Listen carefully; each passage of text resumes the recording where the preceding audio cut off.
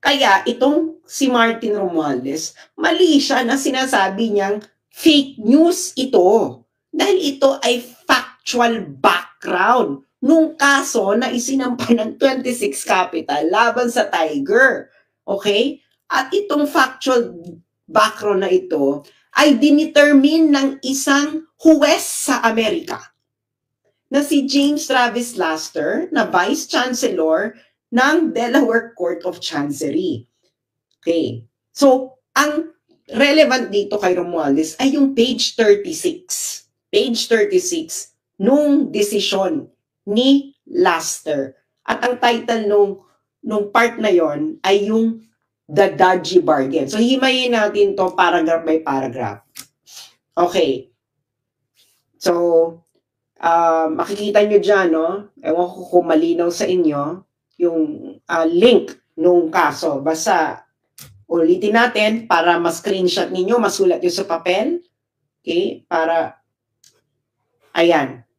So, para masulat ninyo sa papel, at kayo mismo ang pumunta sa korte mismo ng ng Delaware Court of Chancery para kayo na mismo ang pag-download. At ang relevant kay Romualdez dito ay page 36. Okay, page 36.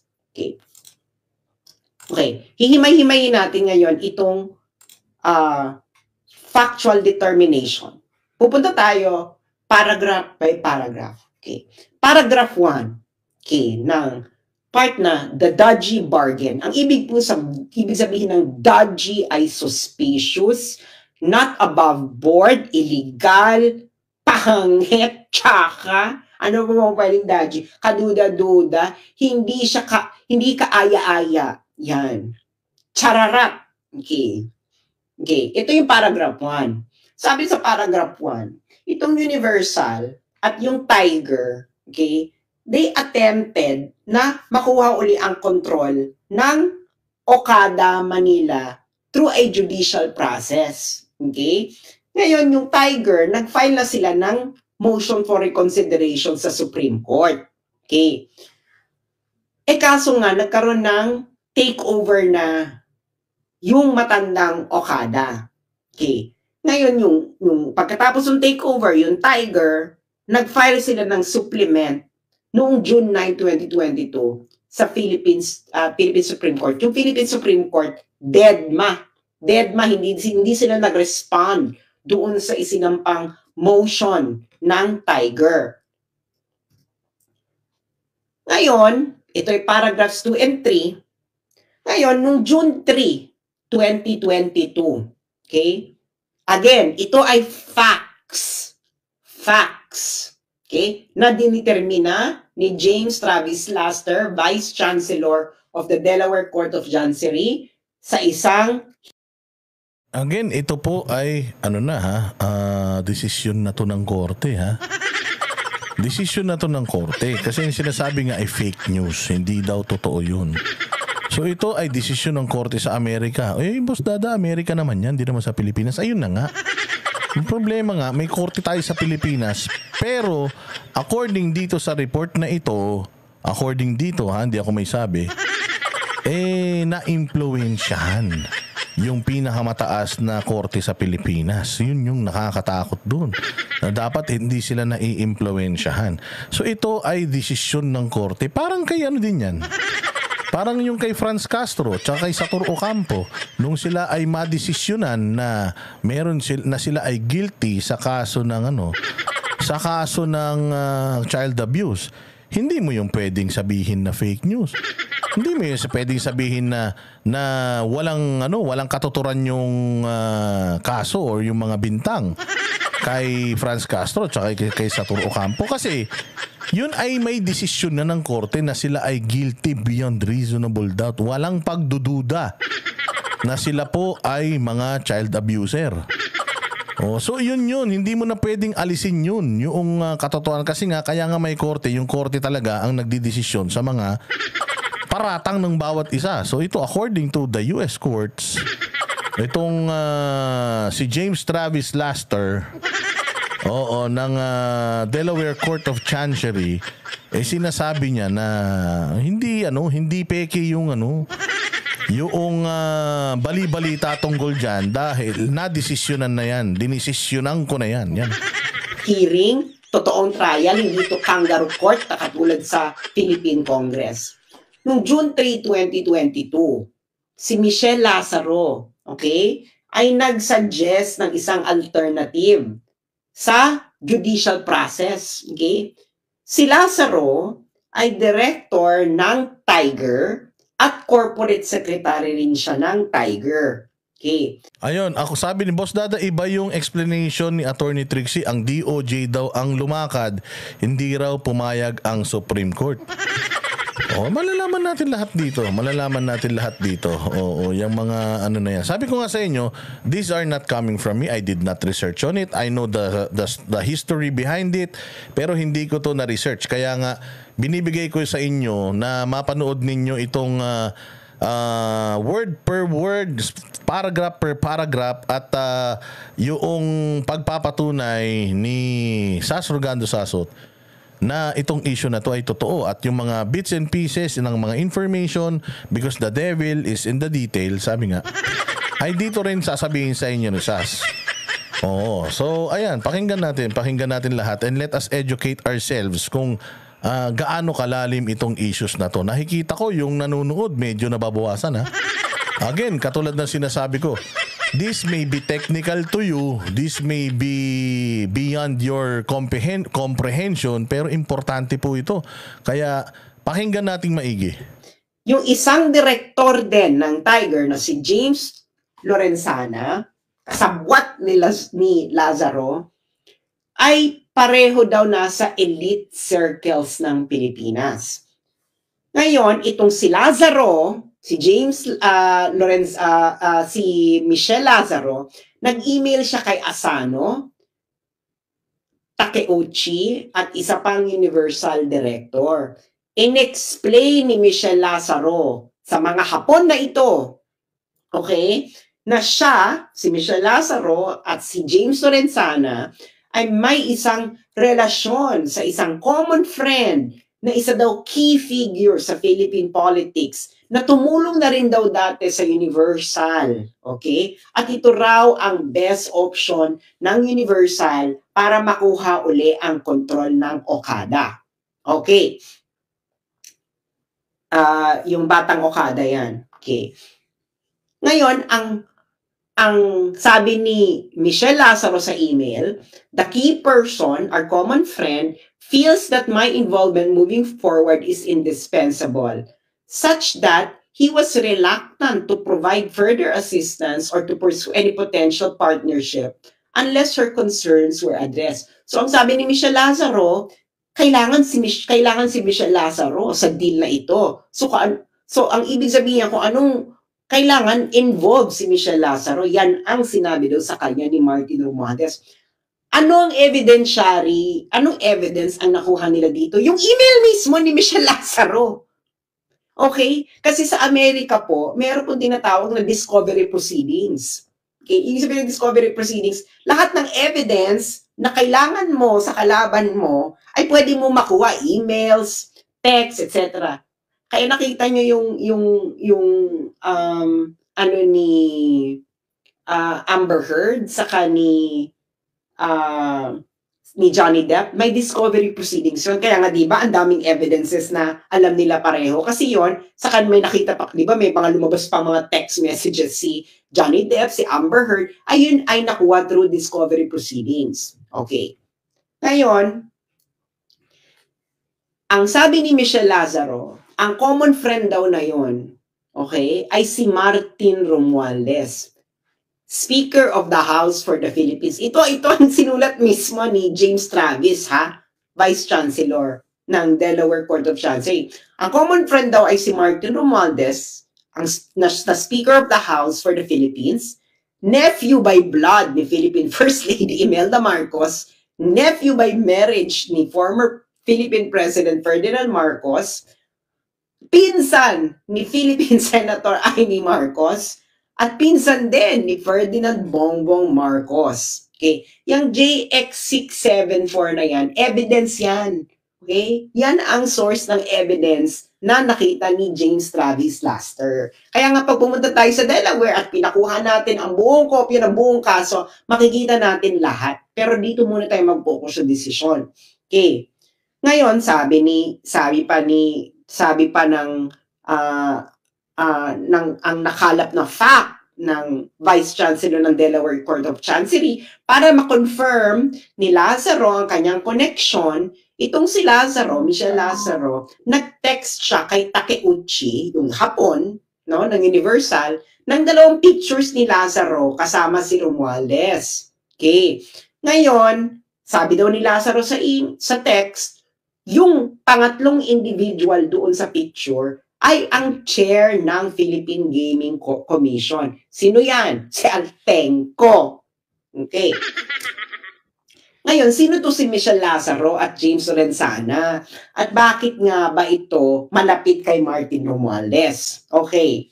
Itong si Michelle Lazaro ito ay anak ni Lolong Lazaro na isang close friend ni Martin Romualdez. Okay, i-google nyo ito. Nung namatay si Lolong Lazaro, itong si tatay ni Michelle Lazaro, itong si Martin Romualdez ay nag-deliver pa ng eulogy sa pagsalamay ng tatay ni Michelle Lazaro. Patay talaga sila dito. Patay sila dito dahil yung information, alam na alam ni Sasi, mantakin mo pati yung pagdi-deliver ni speaker ng eulogy. Oo, yung eulogy, yun yung yun yung pagka namatay, di ba? Yung napakabait na tao niyan. Oo, yung tao na yan ay malaking kawalan sa ganito, sa ganyan. Yung mga ganon. Ganon sila ka-close. Oo, ako, sa totoo lang, isang beses pa lang ako naghatid ng eulogy, Noon namatay pa lang yung lola ko. Oo, pero ito sa kaibigan, ganon sila kalapit, Oo, ganun sila kalapit na maghahatid ka pa ng eulogy doon sa kaibigan mong namatay na anak itong babae. Tapos ito namang Lorenzana, di umano, ay putya, kabrad sa fraternity. Nako po. Itong si James Lorenzana ay fraternity brad ito ni Martin Romualdez sa Upsilon Sigma Phi. Kaya ganyan sila kalapit kay Martin Romualdez. Okay, paragraph 5. Ngayon, yung email ni Lazaro ay meron daw term sheet. Okay, ito ang mga demands ni Lazaro. Dapat si Lazaro at Lorenzana ay kailangan tumanggap sa Tiger ng $35,000 per month. Okay, ito yung mga condition ni Michelle Lazaro para si Martin Romualdez ay tumulong. Okay? Ay tumulong. Okay? Kailangan daw si Lazaro Lorenzana ay magkaroon ng bayaran ng $35,000 per month, net of taxes. Ibig sabihin, kailangan bawas na yan ng tax, 35,000 net na yan. Ngayon, yung board ng Tiger ay kailangan palawakin daw, kailangan maging 30 ng miyembro at kailangan si Lazaro at Lorenzana ay may karoon ng karapatan na mag-designate ng 6 na members doon sa 13 members. At ngayon, meron pa sila ibang dinamay na officers na kailangan din bigyan ng pabuya, si Yip at Van der Sande. Okay. At of course, okay, inapprove itong terms ni Lazaro. Okay? Itong mga terms ni Lazaro, again, ulitin ko, mga terms nito para itong si Martin Romualdez ay tumulong. Okay? Ngayon, si Fujimoto, pinirmahan din to. Nakikita nyo yung mga JX665, J656, JX656. These are references. References po ito sa mga documentary evidence na nakalap ng Delaware Court of Chancery. Okay. Ngayon, Part 6 and... ito. Saya to. Dada, nag-atrasan na ba ang PBM na kandidato? Ayan ka na naman, patay na naman. Ganon din ang sinabi mo nung di pa sumusuko si Kibuloy. Nung hindi pa sumusuko si Kibuloy, sinabi ko ba na nag-atrasan na yung mga kandidato ni Bongbong? Putang ina naman. Ayusin mo naman yung construction mo. Nung ganyan din ang sinabi mo nung di pa sumusuko si Apollo Kibuloy. Anong sinabi ko nung di pa sumusuko si Apollo Kibuloy? Na nag-atrasan na yung kandidato ni Bongbong, ganon? Gulo-gulo mo naman. Putang ina nyo talagang mga loyalistang tanga kayo. Ang tatangan nyo talaga. Ang tatangan nyo talaga. Paano naman nakonekta yung hindi pa sumusuko si Pastor doon sa nag-atrasan ng mga kandidato? Kinangina nyo. Kahit kailan kayo, wala kayong mga alam sa buhay, talagang mga hayop kayo, no? May masabi lang talaga, no? Wala ka ng kredibilidad. Mabuhay si BBM. Putang ina. Bakit? Patay na ba?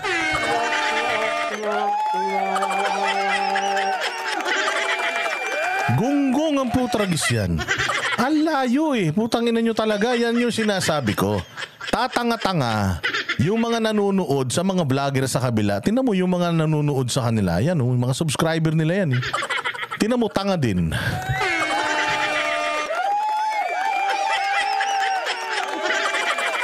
Okay nang inantong mga to. Wala ba kayong vitamins noong mga bata kayo?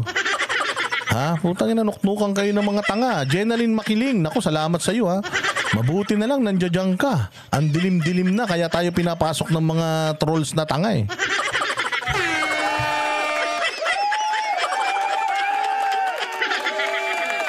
Walang hiya talaga Gunggong. O sige, diretso na natin. Walang mga bisa. Paragraph 6 and 7. Ang plano daw, okay? Ang plano ay kasama sa plano ay dapat may i-deliver kay Romualdez. Okay? Yan ang plano. So, besides doon sa mga demands ni Michelle Lazaro, kailangan din daw ay may ibigay kay Romualdez. So, ang nangyari, yung head ng Universal, okay? Yung Universal, ito po ang parent company ng Tiger at ang Universal ang may-ari ng Okada. Okay. Ang Universal, salamat, Mary Grace Ramos.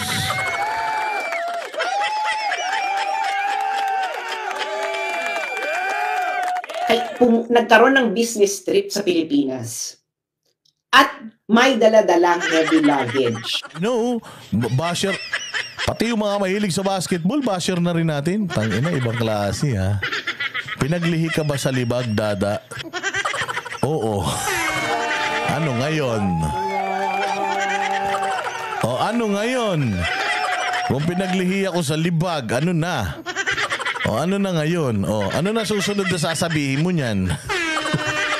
Tangina nyo. Yan na yun. Sabi ko nga sa inyo, hindi nyo na ako maiinis kasi maitim ako.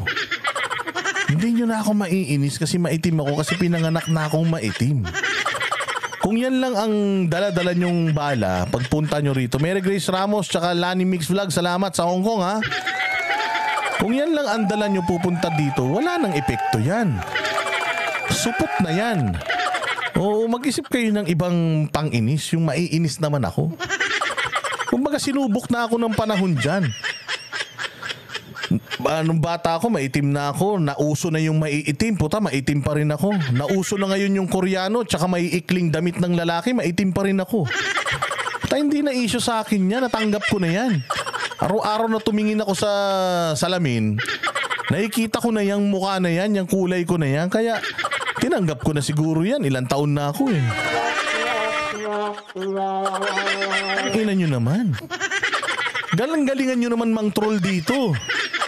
Kung mga ganyan lang, wala nang dating yan. Napakahina nyo naman mang-inis Baga niyakap ko na yan ang pagiging Niyakap ko na yan yung pagiging maitim. Ano ba naman kayo? Wala na. Wala na bang ibang mas malupit-lupit na mga troll dyan? Tangina naman, walang challenge. Okay, balik natin to. Ibalik natin dito. At yung heavy luggage na yon ay merong item para kay number 2. Ang number 2, ito po ang tawag kay Martin Romualdez. number 2 si Martin Romualdez daw sa Philippine politics. Hindi si Inday Sara na Vice President. Si Martin ang number 2. Okay. Ngayon, Yun ang nakakahiya sa lahat. Even the courts in the US, alam kung ano yung politikang nangyayari rito sa Pilipinas. Alam nila doon kung gaano kaloko-loko yung gobyerno natin. Mantakin mo.